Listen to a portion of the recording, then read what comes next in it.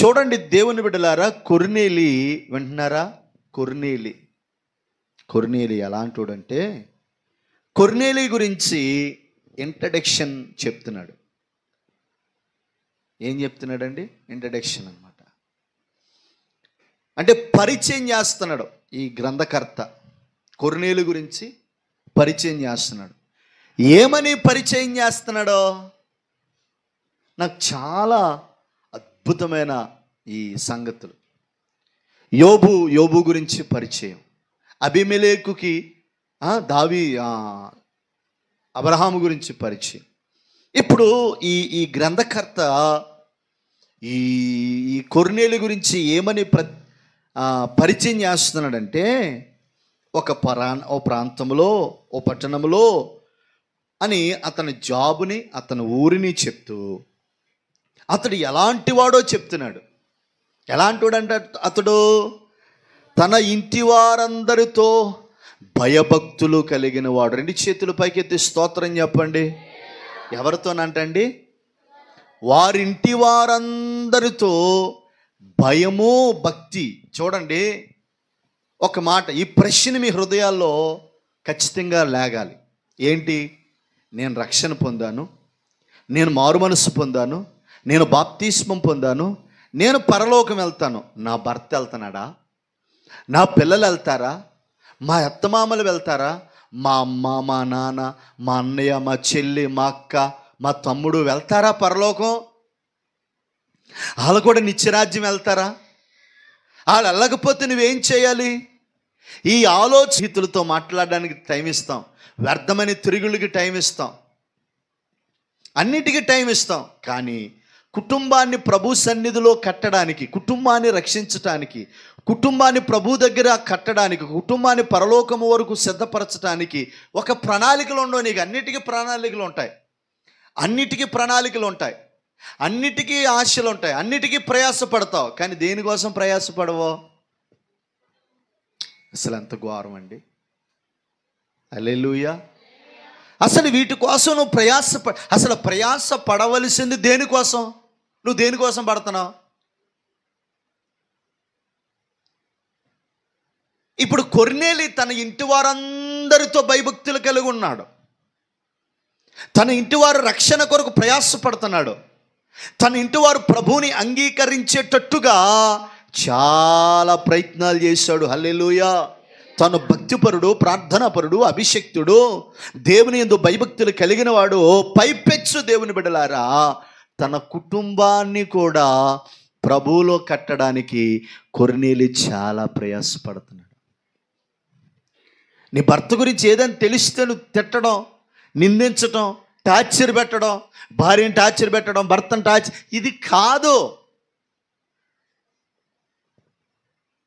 అసలు నీకు ఎవరైనా శత్రువులు ఉన్నారంటే వాళ్ళని ఏ రకంగా తిట్టాలో ప్రణాళికలు తెలుసు నీకు. వాళ్ళని ఏ రకంగా వాళ్ళకి ఏదైనా బాధ కలిగిందనుకో, నీకు ఎంత ఆనందం వచ్చేద్దో. నన్ను మనం తిట్టింది అందుకే దాని జీవితం అలాగైపోయింది, నన్ను మొన్న అన్నది అందుకే అలాగైపోయింది, మొన్న నన్ను అన్నాడు అందుకే అలాగైపోయాడు అంటాం. నేను చెప్పనా బిడ్డలారా, తనను దూషించి, ద్వేషించి, తన మీద నిందలేసిన వారి కోసం ప్రార్థన చేసిన యోబు లాంటి మనస్సు నీకుందా? యారా తల్లి, ఉందా?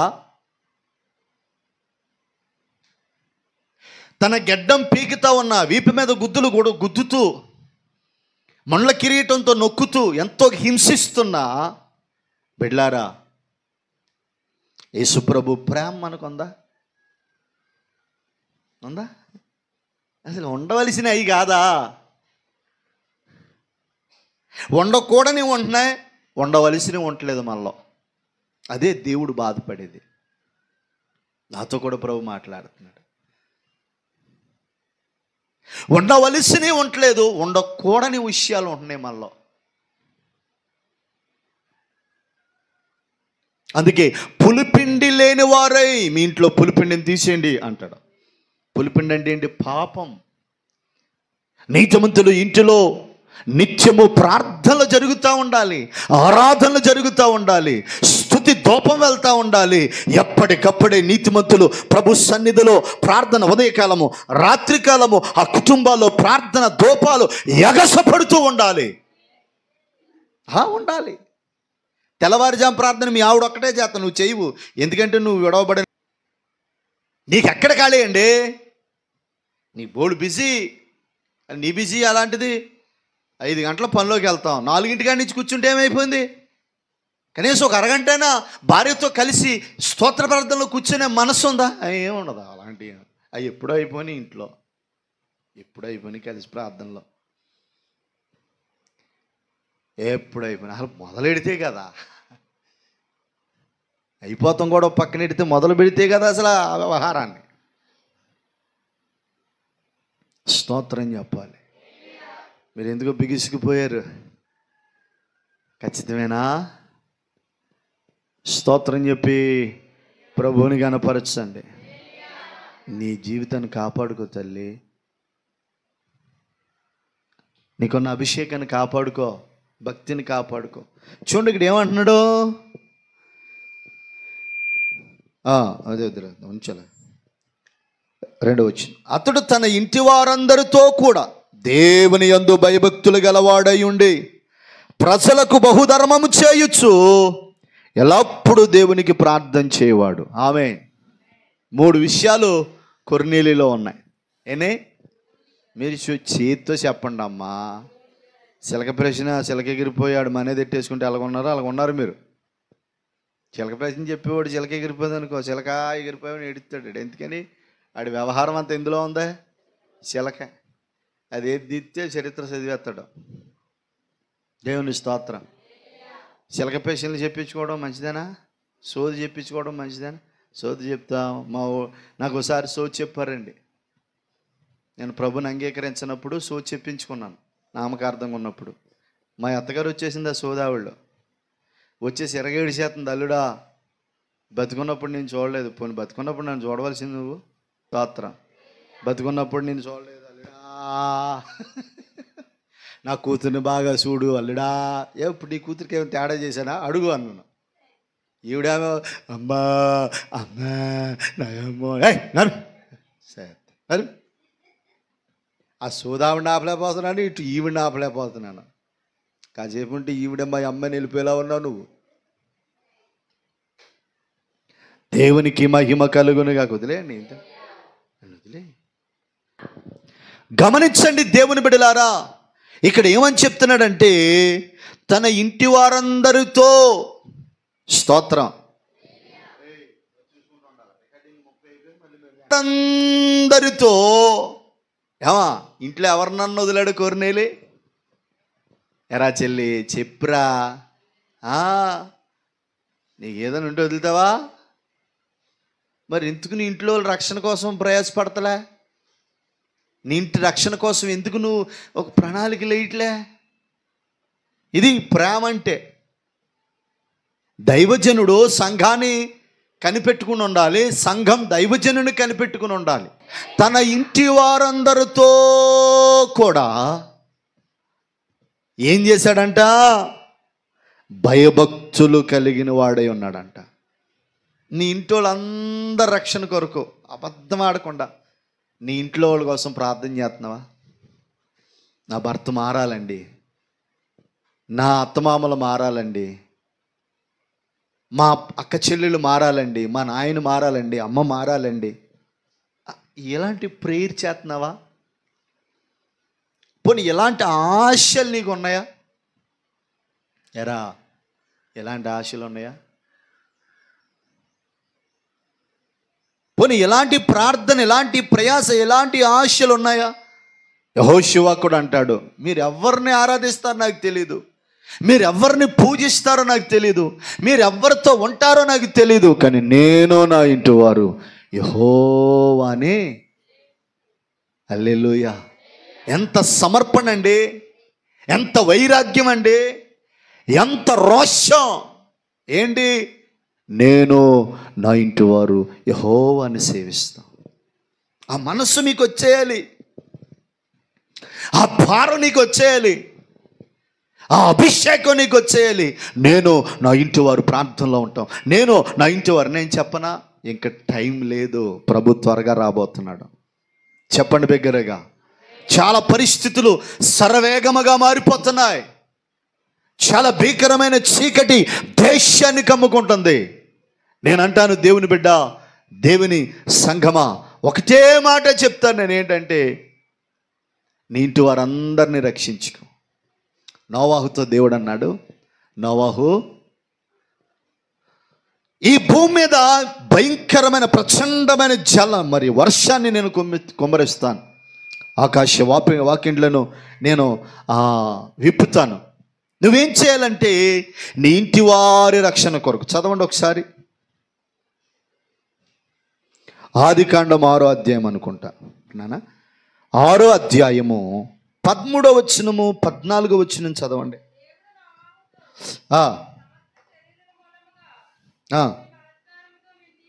సమస్త శరీరం మూలముగా భూమి బలాత్కారముతో నిండి ఉన్నది గనుక నా సన్నిధిని వారి అంతము వచ్చి ఉన్నది.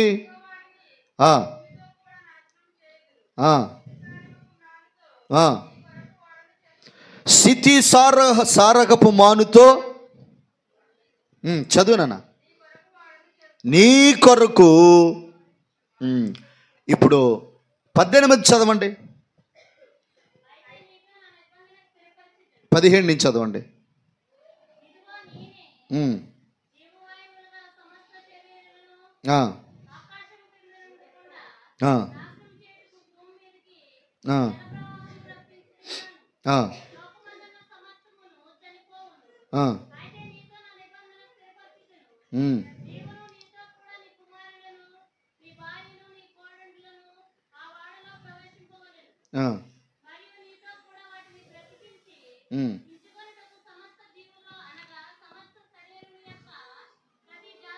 అయితే చదువుతున్నాను, ఇదిగో నేను జీవవాయువు గల సమస్త శరీరాలను ఆకాశము కింద ఉండకుండా నాశనము చేయుటకు భూమి మీద జల ప్రవాహములు రప్పించుచున్నాను. లోకమందున్న సమస్తం చనిపోవును. అయితే నీతో నా నిబంధన స్థిరపరచుదును. నీవును నీతో కూడా నీ కుమారుని భార్యయు నీ కోడళ్ళు కూడా ఆ ఓడలో ప్రవేశించాలి. స్తోత్ర. చెప్పండి బిగ్గరగా. ఇప్పుడు చదవబడిన లేఖన భాగంలో 14లో ఏమన్నాడంటే, చితి సారకపు మ్రానుతో నీ కొరకు ఓడ చేసుకో, అరలపెట్టు, ఆ ఓడ చేసి లోపట వెలుపట దానికి కీలు పూయాలి. నీవు దాన్ని చేయవలసిన విధమేదనగా, చూడండి 14, నీ కొరకు ఓడ చేసుకో. ఆమేన్ చెప్పండి బాగా, 2 చేతుల పైకి చెప్పండి. ఇప్పుడు ఏమన్నాడంటే, యా నోవాహు, ఈ భూమి బలాత్కారంతో నింపబడిపోయింది, భూమి నాశనం అయిపోతా ఉంది. ప్రజలు తమ జీవితాలను చెరిపివేసుకుంటున్నారు, వారి యొక్క జీవితాలను నాశనం చేసుకున్నారు. తినుటకు, త్రాగుటకు, ఏమండి, అపవిత్రంగా బ్రతుకుటకు ప్రజలు తమ శరీరాలు అప్పగించేసుకున్నారు. కాబట్టి నువ్వేం చేయాలో తెలుసా? నీ కొరకు ఒక ఓడ చేసుకో. ఎందుకంటే నీ ద్వారా నేను మరల ఒక క్రొత్త సృష్టిని చేయబోతున్నాను. ఆమేన్ చెప్పండి. చిచ్చి బాగా చెప్పాలి. అసలు ఎందుకు నోవాహుకి ఆ ప్రత్యక్షత వచ్చింది? ఎందుకు నోవాహుతో దేవుడు మాట్లాడాడు? ఎందుకు నోవాహుతో దేవుడు ఆ దర్శనాన్ని ఇచ్చాడంటే, ఆ పైన చెప్తే నోవాహంట దేవుని బిడ్డలారా నీతిమంతుడిగా బ్రతికాడంట, యథార్థవంతుడిగా బ్రతికాడంట. అంతేకాదు 9, 8, 9, అయితే నోవాహు యెహోవా దృష్టి యందు కృప పొందాడు. రెండోది ఏంటంటే, నీతిపరుడును తన తరములో నిందారహితుడిగా దేవునితో నడిచాడంట. చూడండి, నిందారహితుడంట, దేవునితో నడిచాడట, నీతిపరుడంట. అందుకనే నోవాహు దగ్గరికి ప్రత్యక్షత వచ్చింది, నోవాహు దగ్గరికి స్వరం వచ్చింది, నోవాహు దగ్గరికి ఈ దర్శనం వచ్చింది. ఏంట దర్శనం, ఏంట స్వరం, ఏంట ప్రత్యక్షత అంటే, నీ ద్వారా నేను ఒక నూతన తరాన్ని తయారు చేయబోతున్నాను.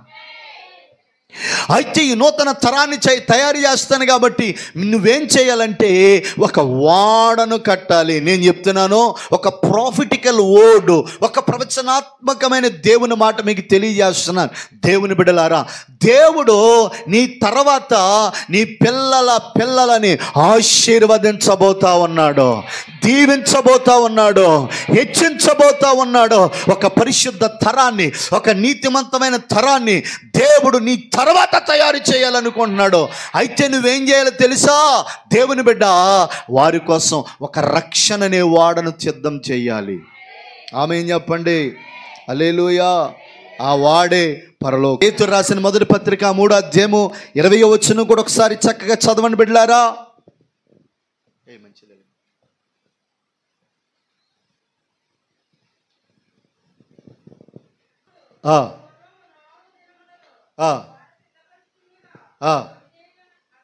ఇదిగో వాడ సిద్ధపరుచుచు. ఆమేన్. ఇంకో చోట తన ఇంటి వారి రక్షణ కొరకు నోవాహు ఒక వాడను సిద్ధం చేసుకున్నాడు. నువ్వు ఏమా రే తెలుగా, నువ్వు నీ కుటుంబ రక్షణ కొరకు ఒక వాడను సిద్ధం చేసావా? ఆమేన్ చెప్పండి.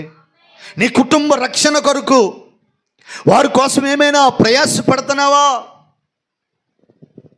కానీ నోవాహు తన ఇంటి వారి రక్షణ కొరకు ఒక వాడని ఏం చేశాడంట? స్తోత్రం చెప్పాలి, బిగ్గరగా చెప్పాలి.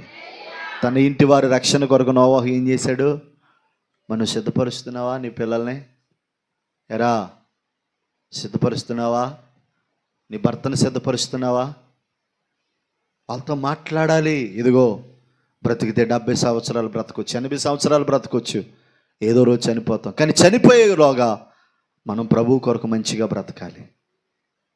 ఇంకోటి చెప్పనా? దేవుని రాజ్యం కొరకు కూడా మనం త్యాగాలు చేయాలండి. ఏంటి బిడ్డలారా? దేవుని రాజ్యం కొరకు త్యాగాలు చేయాలి. దేవుని రాజ్యం కొరకు ధనాన్ని ఖర్చు పెట్టాలి.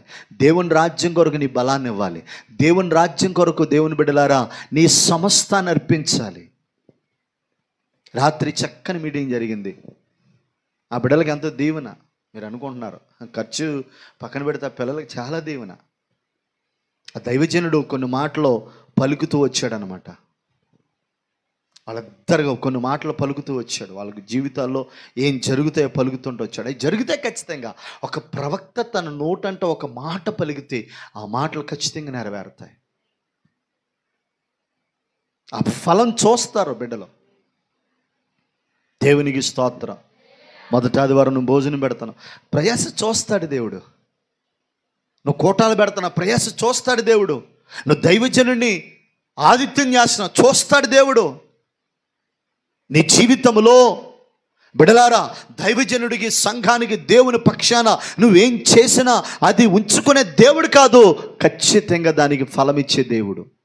నేను ఒక్క మాట చెప్తానేనండి. నా పేరట్ ఎవరినైనా చేర్చుకుని గుక్కెడు చల్లీళ్ళు ఇస్తే ప్రతిఫలం పోదన్నాడు. ఏమండి, ఇలాంటి చల్లీళ్ళు పాస్టర్ గారికి ఇస్తేనే ఫలం పోదని చెప్పిన దేవుడు, ఒక బాటిల్తో నీళ్ళు ఇస్తేనే ఫలం పోదన్న దేవుడు, నువ్వు అంతకంటే ఎక్కువ చేస్తున్నావు. నీ జీవితంలో ఆశీర్వదించడం నిన్ను మొదటగా నీ ఆలోచనలు మారాలి. నాకేం చేశాడు దేవుడు, ఏం చేస్తున్నాడు దేవుడు, నన్ను ఏం పట్టించుకుంటున్నాడు దేవుడు, నన్ను పట్టించుకుంటున్నాడు దేవుడు, నా కోసం ఏమైనా చేస్తున్నాడు దేవుడు. నీకు కనబడదు బిడ్డ. దేవుడు చేసే కార్యాలు కంటికి కనబడవో, చెవికి వినబడవో, హృదయానికి గోచరం కావో, ఆయన ఒక మహిమ కలిగిన కార్యాలు నీ పక్షాన్ని చేస్తున్నాడో. అలా చేయబట్టే నీ జీవితాన్ని కాపాడుకుంటూ వస్తున్నాడు. నీకు కనబడదు ఆయన చేసే కార్యాలు, చూస్తూ ఉండు. ఆయన నీ పక్షాన్ని చేసే కార్యాల యొక్క చిట్టను గమనిస్తూ ఉండు. నీవే ఆశ్చర్యపోతావు, నీవే ఆశ్చర్యభీతురాలు అవుతావు. దేవునికి స్తోత్రం. కొన్నిసార్లు దేవుడు ఏమండి ప్రత్యక్షంగా కార్యాలు చేస్తాడో, కొన్నిసార్లు పరోక్షంగా కార్యాలు చేస్తాడు. కొన్ని కనబడేలా చేస్తాడో, కొన్నిసార్లు కనబడకుండానే నీ పక్షాన్ని కార్యాలు చేస్తాడు. నేను నిజం చెప్తున్నాను, ఇది ఒక ప్రాఫిటికల్ వర్డ్ కింద తీసుకోండి. నీ పక్షాన్ని దేవుడు కార్యం చేస్తున్నాడు. నీ భర్తను మారుస్తాడు, నీ పిల్లల జీవితాలను చక్కబెడతాడు, నీ కుటుంబ ఆర్థిక పరిస్థితులను చక్కదిద్దుతాడు, నీకున్న సమస్యలను తొలగిస్తాడు. ఆమేన్ చెప్పండి. ఖచ్చితంగా దేవుడు నీ పక్షాన కార్యం చేస్తాడు. ఆయన న్యాయాధిపతి, న్యాయం తీరుస్తాడు నీ జీవితంలో. ఆయన ఊరుకోడు. ఎవరైనా ఎవరి కోసమైనా నువ్వు కన్నీళ్లు గార్చి, ప్రభువా నా జీవితంలో ఫలానా వాడి ద్వారా నేను ఇంత ఇబ్బంది పడుతున్నాను, ఇంత యాతన పడుతున్నాను, ఇంత దుఃఖపడుతున్నాను, ఫలాని వారు నన్ను ఎంతో వ్యాధిస్తున్నారు ప్రభు అంటే, నువ్వు కార్చిన కన్నీళ్లు, నీ హృదయముల వేదన దేవుడు చూస్తాడు. చూసి నీకు జవాబునిస్తాడు ఆయన. యేసునామములో ప్రార్థించిన ప్రతి వాటికి జవాబుని, అది దైవ చిత్తానుసారమైన వాటికి జవాబును ప్రభు ఇస్తూ ఉంటాడు. ఆమేన్ చెప్పండి. హల్లెలూయా, హల్లెలూయా. ఇప్పుడు దేవుని బిడ్డల కొర్నేలి తన ఇంటి వారందరితో కూడా దేవుని యందు భయభక్తులు కలిగి ఉన్నాడు. నువ్వు పోరాడాలి దేవుని దగ్గర. ఇంకా నా భర్త ఎందుకు లైన్ అవ్వట్లేదు ప్రభా, ఇంకా నా పిల్లలు ఎందుకు సరవట్లేదు ప్రభా. ఒక్క మాట చెప్తాను మీ అందరు, 2 చేతులు పైకి స్తోత్రం చెప్పండి. పిల్లలు ఏదంటే చేయకండి. నా సజెషన్, పిల్లలు ఏదంటే చెయ్యొద్దు, దానికి అతీతంగా చెయ్యాలి. కొంతమంది ముంకు పట్టిదనం పడతారు. అలాంటి నేను దగ్గర నుంచి లైన్లు పెట్టాలి తప్ప, వాళ్ళు అనుకున్నది నువ్వు చేసావంటే రేపు పొద్దున్న నువ్వు ఉండవు. అనుభవపూర్వకంగా చెప్తున్నాను, పిల్లల్ని ఉపదేశంలో కట్టాలి. ఎవడరాడా కాగితాలు తెస్తున్నాడా? వాక్యాన్ని మనం కంట్రోల్ చేయాలా, మనల్ని వాక్యం కంట్రోల్ చేయాలా? పిల్లలు నువ్వు కంట్రోల్ చేయాలా, పిల్లలు నేను కంట్రోల్ చేయాలా? వాక్యం నిన్ను కంట్రోల్ చేయాలి, నువ్వు పిల్లల్ని కంట్రోల్ చేయాలి. తల్లులారా, తండ్రులారా, గారాలు పట్టి వరాల పుట్ట దయతొద్దు. దేవుని స్తోత్రం, హల్లెలూయా. ఇంటి వారందరితో భక్తి కలిగి ఉన్నావా? ఇంటి వారితో భక్తి కలిగి ఉన్నావా? నీ భర్త లోపం నీకు తెలిస్తే 10 మందికి చెప్పుకో. నీ భార్య లోపం తెలిస్తే 10 మందికి చెప్పుకో. చెప్పదలిచిన వానికి చెప్పు, చెప్పే ఆయనకి చెప్పు. నీ భర్త తాగుతున్నాడు, ఏమండి తాగేస్తున్నాడు, ఇదిగో చెల్లె తాగేస్తున్నాడు, అక్క తాగేస్తున్నాడు, అన్నయ్య కాదండి చెప్పు. నువ్వు 10 మందికి 10 సార్లు చెప్తే అదొక అరగంట ప్రార్థన. యేసుప్రభువు చెప్తే అక్కడికి చెప్పుకో. ఎవరికి చెప్పు? ఎవరికి చెప్పాలి? మీరు ఎందుకు బిగిసిపోయారు? నాకు చిచ్చి, చేతులు పైకి స్తోత్రం చెప్పండి. ఆరాధన చేయలేదనా? చేస్తానా? పరిశుద్ధాత్మను నడిపించాడని లాగుతున్నాను. హల్లెలూయా. చూడండి, తన ఇంటి వారందరితో ఏం కలిగి ఉన్నాడంట? భయభక్తులు. ఏంటంటే హల్లెలూయా. అమ్మా, ఏం కలిగి ఉన్నాడు తల్లి? భయభక్తులు కలిగి ఉన్నవాడు. నీ ఇంటి వారందరితో ప్రార్థనలో కూర్చో. ఇంటి వారందరితో ప్రార్థనలో కూర్చో. ఇంటి వారందరితో రండి ఆదికాండంలోనికి. ఇంటి వారందరితో ఏం చేశాడంట? ఏమా ఏం చేశాడు తల్లి? కొర్నేలు ఏం చేశాడు? ఓకే. రెండోది ఏంటి? పగలు ఇంచుమించు 3 గంటల వేళ దేవుని దూత అతని యొద్దకు వచ్చి కొర్నేలే అని దర్శనమందు తేటగా అతనికి కనబడినంట. పిలిచిందంట దర్శనంలో. అంటే పేతురు ప్రార్థన, కొర్నేలి ప్రేయర్ టైం ఏంటి? ఎప్పుడు? నీకు ప్రార్థన టైం ఉందా? లేచి చేస్తున్నావా? మధ్యాహ్నం చేస్తున్నావా? రాత్రి చేస్తున్నావా? ఒక్కొక్కరు తెల్లవారుజామునే అన్ని ప్రార్థనలు అందులోనే కవర్ చేస్తారు. ఎన్ని ప్రార్థనలు? ఆ వ్యక్తిగత ప్రార్థన, కుటుంబ ప్రార్థన, సంఘ ప్రార్థన అన్నీ కలిపి 1 గంట సేపు 40 నిమిషాలు 80 నిమిషాలు చేసేస్తారు. ఇక రోజంతా ప్రార్థన ఉండదు వాళ్ళకి. ఆమె ఆ రోజంతా ఉంటుందా ప్రార్థన? ఉండదు. అది కాదు, నీకు అంశం ఇస్తే క్లారిటీగా చక్కగా 10-15 నిమిషాలు చేయాలి. అద్భుతంగా చేయాలి, చక్కగా చేయాలి. వాక్యాలు ఎత్తిపట్టి చేయాలి ప్రార్థన. వ్యర్థమైన మాటలో కాదు, వాక్యాలు ఎత్తిపట్టి. కొంతమంది ప్రార్థన ఇచ్చామనుకో, నాయన వాళ్ళ కుటుంబం అంతా నాశనం అయిపోతున్నారు నాయన. వాళ్ళ తల్లిదండ్రులు వాళ్ళ కుటుంబం గురించి వీళ్ళకి వచ్చేస్తుంది, వీళ్ళ కుటుంబం గురించి వాళ్ళకు వీళ్ళు చేయకు తప్పది చేయకూడదు. నేను పర్సనల్గా చెప్పాను అనుకో, మీరు చాలా అగ్గిగురి మనం చాలా జాగ్రత్తగా. ఇప్పుడు నీ ప్రార్థన టైం ఏది? దానియేలంట దేవుని సన్నిధిలో ముమ్మారు ప్రార్థన చేసేవాడంట. ఏ టైం చేస్తానో నేను ఈ మాట మీకు చెప్తాను. నేను ఈ మాట చెప్పాకే నా జీవితంలో మరల నా ప్రార్థన, మొదటి ప్రార్థన జీవితాన్ని దేవుడు నాకు మళ్ళా గుర్తించాడు. ఏంటో చెప్పనా, నేను ప్రతిరోజు తెల్లవారుజాము ప్రార్థన చేసుకునేవాడిని. ప్రతి సాయంత్రం 3 నుంచి 6 అంటూ ప్రార్థన చేసుకునేవాడిని. నేను విశ్వాసగా ఉన్నప్పుడు, సేవలో ఉన్నప్పుడు నాకు ఈ ప్రేయర్ టైంలో అలవాటు.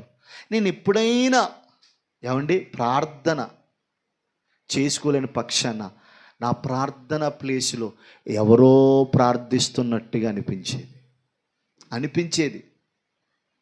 నేను అనుకున్నాను, నా పక్షాన నా దేవుడు జ్ఞాపం చేస్తున్నాడేమో. ఎప్పుడన్నా లేకపోతే, మరీ బొత్తుగా ఆరోగ్యం బాగోపోతే నా ప్రార్థన స్థలంలో, నీకు ప్రార్థనా స్థలం ఉండాలి. చాలామంది అన్యులు చక్కగా ఒక పూజ గది పెట్టుకో. ప్రార్థనా స్థలం ఉంది నీకు?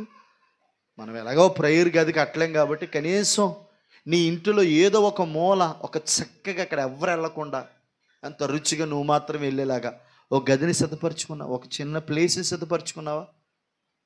సిద్ధపరచుకుని అక్కడ ప్రార్థన చేస్తున్నావా? చూడు, దాని ఆశీర్వాదం నువ్వు చూస్తావు. నేను అంటాను, కొర్నేలి 3 గంటల సమయంలో ప్రార్థన చేసినప్పుడు, అంటే తన రెగ్యులర్ ప్రేయరు ఆ టైంలో చేస్తాడు. ఎందుకంటే ఆ టైంలోనే ఫ్రీగా ఉంటాడు ఆయన.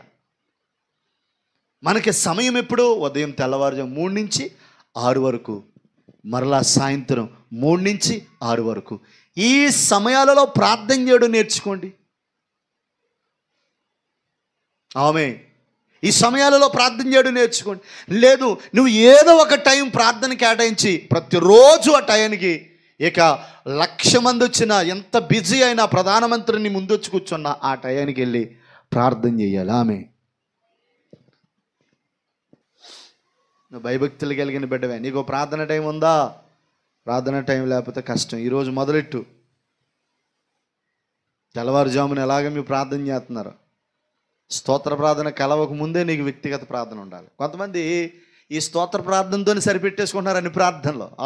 ఈరోజు 4 నుంచి 6 దాకా ఉన్నాను, నేను ఎంత ప్రార్థన చేశాను. అది నీ కోసం కాదు, సంఘ ప్రార్థన. అది నీ పర్సనల్ ప్రేయర్ ఏది?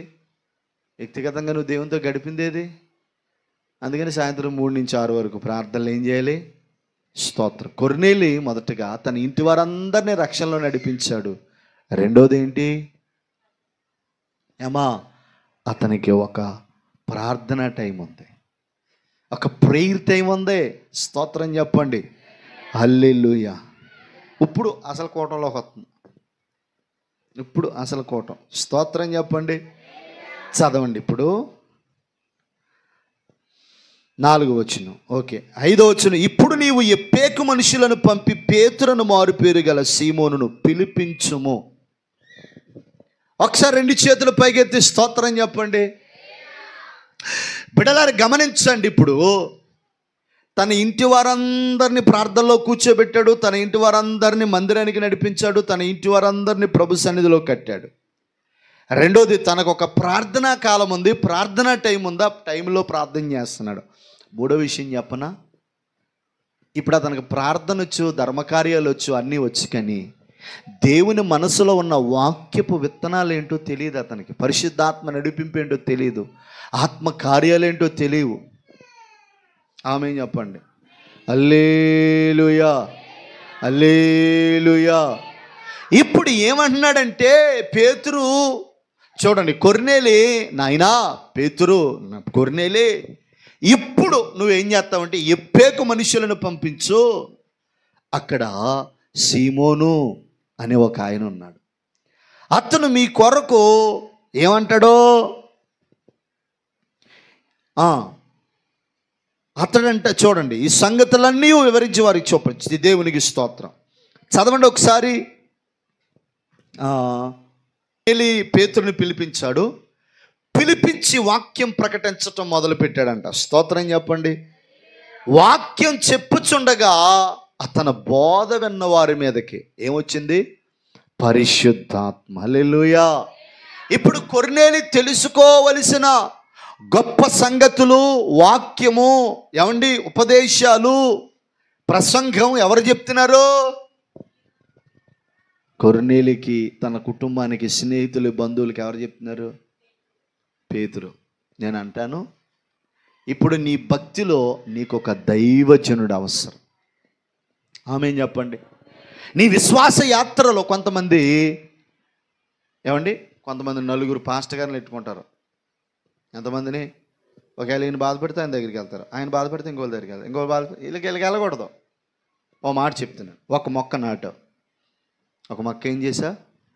దాన్ని తీసి ఇక్కడ వేసావు, బాగా ఎదిగింది, ఏర్లు వచ్చాయి. మళ్ళీ తీసి ఇక్కడ వేసావు, ఏర్లు వచ్చింది, ఇక్కడ వేసావు. ఇన్నిసార్లు పీకితే అది ఉంటుందా? ఉదాహరణకి మాకు ఇక్కడ మీరు వెళ్ళిపోయేటప్పుడు ద్రాక్ష చెట్టు ఉంది, ఇక్కడ ద్రాక్షాల చెట్టు, దాన్ని 100 సార్లు పీకేసేసాను. ఇక అది కోపం వచ్చి కాత్తమ్మ అనేసింది. ఎందుకంటే మందిరం పెంచేటప్పుడు చాలా చోట్లకు మార్చింది దాన్ని. ఇక అది సప్పగిలిపోయి చచ్చిపోయి, ఒరే నేను ఇక బతకనరా, నీ నీ నీ నీ యాతనకి నేను పడలే, నేను ఎండిపోయింది. నేను మొన్న ఎప్పుడో వెళ్ళి ప్రార్థన చేసి, ప్రభా ఇది ఇలాగ అయిపోతాను కారకుండా నేనే, పోనీ కనీసం ఇది కాయలు కాయని కాయిపోని, దీన్ని చూసి ప్రసంగం చేస్తాకే బాగుంటుంది. రెండోది, మా పిల్లలు బైబిల్లో ఉన్న ద్రాక్ష చెట్టు ఇక్కడ ఉందంటే బాగుంటుంది ప్రభా, ద్రాక్షలు కాస్తాయి ప్రభా అని నేను బాధపడి ప్రార్థన చేసి నీళ్ళోసి ఎక్కడైతే దాకా ఎండిపోయిందో దాన్ని కట్ చేసి మిగతా దాన్ని శ్రద్ధ చేయడం మొదలెట్టింది. వెళ్ళిదడు చూడండి, అక్కడ సిగిరించింది. ఇక ఒకే ప్లేస్లో పెట్టాను. ఎవరో కానీ అన్నారు, పాస్టర్ గారు అక్కడ ఉంచుతారా మళ్ళీ బీకేస్తారని.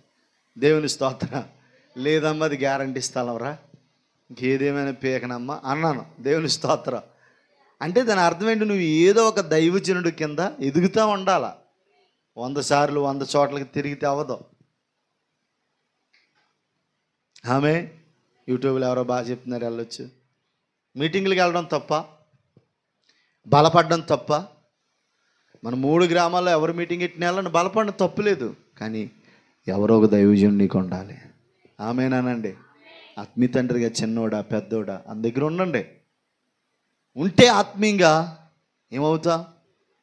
కొంతమంది అంటారు మాట్లాడితే, నేను మానేస్తా, నేను రాను, నేను మానేది ఎవరికి నష్టం? ఎవరికి నష్టం? ఇప్పుడు మా వినాయక కోసం నాకు బాగా తెలుసండి అని నేనే కంట్రోల్ చేయగలను. అని నన్ను కాదని ఒకళ్ళు దగ్గరికి వెళ్ళాడు అనుకో, అలా ఏం చేస్తారో పొగుడుతారు అంతే. అయ్యో పలానా సంఘం నుంచి వచ్చావా, డానియల్ గారి సంఘం నుంచి వచ్చావంటే నెంబర్ 1 క్యాండిడేట్. ఇంతకింటి హెడ్ పాస్టర్ గారు అంటే వెళ్ళిపోయిన వాళ్ళు పాస్టర్ గారి మీద చెప్తారు, వాళ్ళ మీద చెప్పుకోరు. దేవుని స్తోత్రం. అంతేనా? పాస్టర్ గారి మీద చెప్తారా, వాళ్ళ మీద చెప్పుకుంటారా? ఇప్పుడు వాక్యానికి లోబడతలే, ఉపదేశానికి లోబడతలే, అభిషేకానికి లోబడతలే, క్రమాలకు లోబడతలే. ఇప్పుడు నేను కాదనుకున్నాను, ఇప్పుడు అక్కడికి వెళ్ళిన తర్వాత ఎవరి మీద చెప్తావు? అలా తయారైపోతారు. అందుకని ఇక్కడ ఆ దైవజనుడు రాగానే కొర్నేలి జీవితంలో, వాళ్ళ కుటుంబాల్లో చాలా మార్పులు వచ్చాయి. చాలా విషయాలు కూడా వాళ్ళు తెలుసుకున్నారు. కాబట్టి దేవుని బిడ్డలారా, ఈరోజు కొర్నేలి నుంచి మనకు దేవుడు నేర్పిస్తున్న విషయాలు ఏంటంటే, ఒకటి ఏంటి? మన ఇంటి వారందరినీ రక్షించాలి. చెప్పండి. నీ భర్తను రక్షించుకో, నీ పిల్లల్ని రక్షించుకో, మీ అత్తయ్యని మావయ్యని రక్షించుకో, మీ నాయనని అమ్మని రక్షించుకో, మీ మరిది గారిని బావగారిని రక్షించుకో, మీ చెల్లిని మరిది గారిని రక్షించుకో, నీ తమ్ముడిని మరదలను రక్షించుకో, నీ కుటుంబాలను రక్షించుకో ఫస్ట్. అప్పుడు నువ్వు భక్తి కలిగిందాను, అప్పుడు నువ్వు భక్తి కలిగినోడు, అప్పుడు దేవుని కృప నీ మీద ఉంటుంది. రెండోది ఏంటి? ప్రార్థన. నీకు ఒక ప్రార్థన కాలం, ప్రార్థన టైం ఉండాలి. మూడేంటి? నీకు ఒక దైవజనుడు ఉండాలి. ఆమె ఆ దైవజనుడు ఉపదేశంలో నువ్వు ఎదగాలి, ఆ దైవజనుడు నడిపింపులో నువ్వు ఎదగాలి, ఆ సంరక్షణలో ఆ గొడుగు కింద నువ్వు ఉండాలి. కొంతమందికి ఆత్మీయ నాయకులు, ఆత్మీయ తండ్రులు ఉండరండి. కొంతమందికి ఎవరు ఉండరో? వాళ్ళకి ఆలయ నాయకులు, వాళ్ళకి ఆలయ తండ్రులు. ఆత్మీయ నాయకత్వం లేకపోతే కష్టం, ఒక గొడుగు కింద లేకపోతే కష్టం. ఇక అది మాట్లాడాలంటే చాలా ఉంటుంది. ప్రత్యక్షపు గుడారంలో